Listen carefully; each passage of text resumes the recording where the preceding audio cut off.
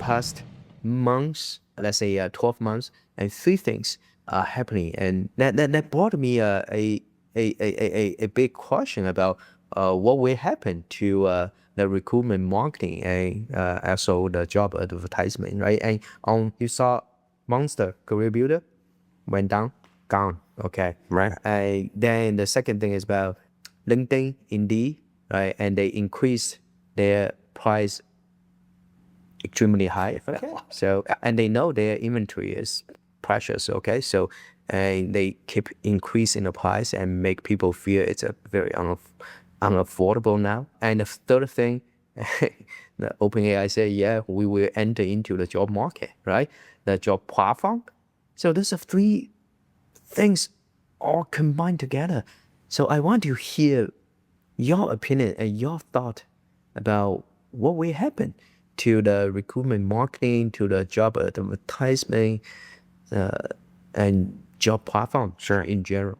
Those are scary headlines, but Monster Career Builder has been dead for years. Everybody knew it because they fundamentally didn't respect the candidate.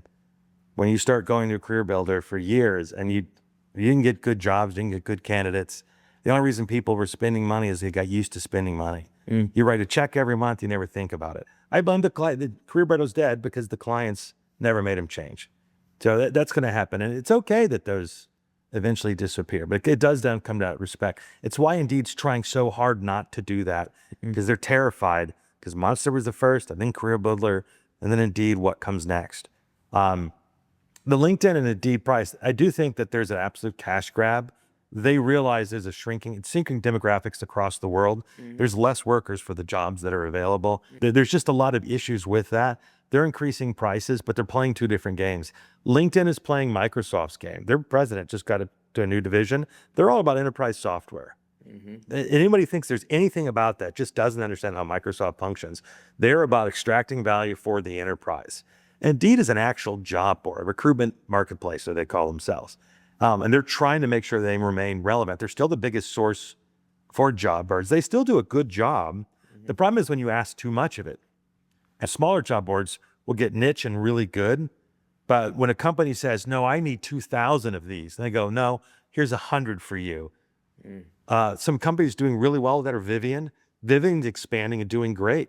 Vivian's relatively cheap. They're the best value if you're looking for travel nurses or allied. They carefully rolled things out, but they also have a two-sided marketplace where they'll throw you out as a client and make demands on you, but they'll throw you out as a candidate as well. So it's really high quality coming from there. But if you say, I need more, you can't have more. Yeah. You can't just overwhelm them. You can't just spend a bunch of money to do it. Indeed's going to adjust to that too, which is why they want to start charging more up the funnel. You know, a lot of people complain about them, and I write about Indeed a lot. I get a lot of flack for it. And they're like, you must hate Indeed. I'm like, I don't. I fundamentally agree with the area they're taking and how it's going to happen. We need to pay more for candidates, do better on the candidates we do have, increase our processes. I agree. I just don't think they're in a position to force it. I'm also not in a position.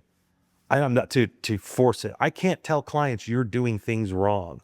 All I can warn them is that it's going to get harder and harder, and it's going to cost more and more. If you don't make these changes, you're not going to get what you want, and that means you're not going to hit your business outcomes.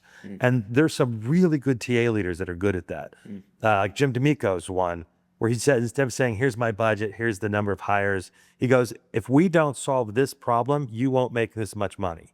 You need these workers to hit this business goal you stated. It's just reframing, as we were talking about. Job boards have to understand and work with TA leaders who get that. It's a weird thing to say, I need less volume, but more money. It freaks people out, but it's really important because that's where job boards are headed. The OpenAI thing, that thing makes me laugh. They're playing a totally different game. Stop listening to anything any CEO of a multi-billion-dollar funded AI company says. They're playing politics to talk people away from stuff. We get excited about that stuff because we want to talk about it, and it's dangerous. Because imagine you're a job board owner trying to do a good job, and OpenAI says they're coming for you. So I'm not worried about OpenAI at all, because what they really said was, we want a way to rank how good you are at AI, which we've been looking for years. What makes a good sourcer? I would trust you guys long before I trusted almost anybody internally, because managers don't have time to sit and watch. Very, very few managers are allowed to actually, one, be really good and train their people and are set for that. I'd rather look at your servers and see who logged in, who's doing the work. If you guys were picking sources, I know you can't charge for software and then do it. But if I wanted to know who the best sourcers in the world, I'd look at your logins. Oh, we have all the data there. That's the correct answer. What is OpenAI going to do better than that? Because you may talk about sourcing, but you're also talking about a flan recipe, or you're writing something that you shouldn't, or you made a mistake getting the Comet browser, the new Gemini browser. You connected your email, and now this is a prompt injection. Here's a question for you. Why aren't people coming to you and saying, who are my best people? How do we look through it? What's a fair way of gauging them? Like, I'd much rather want to know that from you than my version of it, not my dashboard. Like, this is hard information to ask. Who's the best? What are they good at? What do I need to train them on? What do I need to give them time to use your tool to get the results that I want? If you don't have clients doing that, that's not a you problem. That's a client problem. I think that's a bigger question than all the ones about the massive trends that are going to wipe us out. Oh, we got that request all the time, and we over the past 2 to 3 years, and we definitely saw much more TA leaders. They are more strategic now and more proactive, more data driven. We ask for the strategic analytics and say, hey, I need a dashboard to see what is going on. And they want to see the funnel conversion layer by layer. They want to see the hiring tracking. They want to see their team's performance and in the individual's performance. They want to see, hey, what is the hidden problems? What is the white space? And they can improve. And what will be the training and what will be the coaching opportunities from the data? All the fascinating questions and requests they gave to us. And that's been new? It's not new, but it's more and more. The scale of the TA leaders, more and more TA leaders asking for that strategic data. That's new. Right. Yeah, if only the ATSs were better. Because trying to figure out how that works is so incredibly painful. Like, I've never seen a good integration just because we don't allow it. It's harder to do. But that's really encouraging. Yeah. Because I think that's the key. I mean, that's what they should be asking is, because what my experience with LinkedIn Recruiter, and I'm easy to tell this, is I've never looked at an account that 50% of recruiters have logged into. Oh, that's half of your licenses are never used for this crazy expensive thing. But if you ask them, they'll be like, oh my God, I'll quit. I can't do my job without LinkedIn. You're not even logging into it. That is still the same issue. And the adoption rate is low for that expensive product, but then people will argue against their leaders. Yeah, I cannot do my job without it, but yeah, they didn't use it. I agree with you, and that is still the problem. But that's a good problem for innovators. Yeah, and I think for us, and we are able to get the recruiters and who want to be different and who want to be better. Right, and so that is also a lot of exciting and very encouraging things we observe. So, okay, my last question for you, yeah. Why recruitment marketing is still important? Or you can say, no, it's no longer important. But I want to hear from you, your direct very answer. Important. If you've ever been in marketing in the last 20 years, you've seen this happen before. So it's a cheat sheet. Everything that happened in marketing, from SEO and SEM moving into conversion, like, we've seen all this before. Now we're going to get our own recruitment marketing tech. Now we're getting our own dashboards. Now we're connecting with people analytics. Sales and marketing should be tied at the hip in a corporation. Recruitment marketing should be tied into recruiters. But the skills are different. It's not just job boards and writing ads. It's how do you write an email? How do you convince somebody? Like, what do you need to know? What's the right amount of information you know to get somebody to respond? The best teams should have recruitment marketing connected tightly to sourcing, because the information from my job board and my ads and the information I have from my analytics, I should be pouring over to the sourcers. Hey, these are the hot buttons that people are looking for. What's really going to be fascinating, though, is recruitment marketing is cheaper than sourcing, because there's more energy and time in reaching out to a candidate who doesn't have intent than one who applied. But the new tools have changed that. So recruitment marketing is actually tying to sourcing now, because what used to be $300 a lead to do sourcing is coming down to sometimes cheaper than using the job board. So what's happening is our analytics for sourcing are finally coming in to as good as they were for the job boards. Now there's a healthy competition, and the best companies will start talking. So they'll understand persuasion. They'll understand branding. They'll understand the importance of branding and pre-soak. Like if people have heard of you before, they'll understand how it impacts down the road. So, hey, I heard about your company. I agreed when the sourcer picked it up. And oh, by the way, People Analytics says I stayed for 2 years longer, not just because I couldn't get a job, because I did well. So it becomes true marketing, not recruitment marketing. It's true marketing, which has incredible amounts of information and tech, finally put in HR, and so they become complementary to sourcing.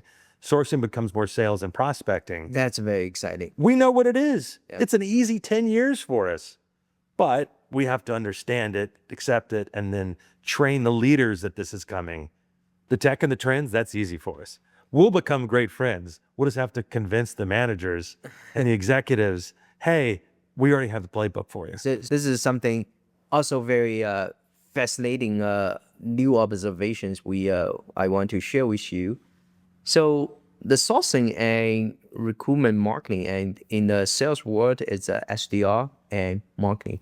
So naturally, this is the combined effort on the top of funnel. And now we are seeing in the recruiting, in talent acquisition, it's happening, and we have more than a dozen customers, the big enterprise companies, and they consolidate the sourcing and recruitment marketing. But still, today, more companies, and they have these two branches, right? And now they consolidate and merge into one team's effort, and they deploy the system like HighEasy and be their CRM and to take care of. So the CRM plus sourcing in one platform to do this to work. Why? I thought about this for a long time. I believe I figured out the fundamental reason behind. It's about the data foundation. Yeah. Data foundation. And we have data. We are very good at data processing. So then they say, hey, I have a lot of people we engaged in the past from the job board and from the branding campaigns and from all the engagement sequences, right? And I want to put them in one place. But in the meantime, and we will keep getting more people. So in one place, that is data foundation, and we'll empower the recruitment marketing and also the sourcing. And these are two combined together. And that's a very super powerful top of funnel. And that's a very fascinating, encouraging. It's amazing that we didn't get it beforehand. If I'm going to hire a director of IT, if I'm going to sell to a director of IT, it's the same director. Yeah. Why do we have two different databases? There's so much information that's in there. We can go and recruit. We just never added them before because sales was in sales and recruiting was under operations. Now that all the data can begin to be consolidated and people can extract it, of course it makes sense. It's what I've done my entire life. Build a list, call a list. Now that the tech is consolidating on the back end, we're finally saying, okay, obviously the message to hire is different from the message to sell, but of course it makes sense. Why wouldn't we be connected to those kinds of people? It just took a while for us to get to that point. So it's easy. I'm excited. Great. I hopefully we will spend more time together, and then I can show you how easy is a product. And it's always great to catch up with you. And Jim, thank you very much for this conversation. And we need to grab some drinks and continue the conversation. Thank you everyone for listening to this podcast, and we will see you next time. The future of talent acquisition isn't coming. It's already here. See for yourself at HireEasy.com.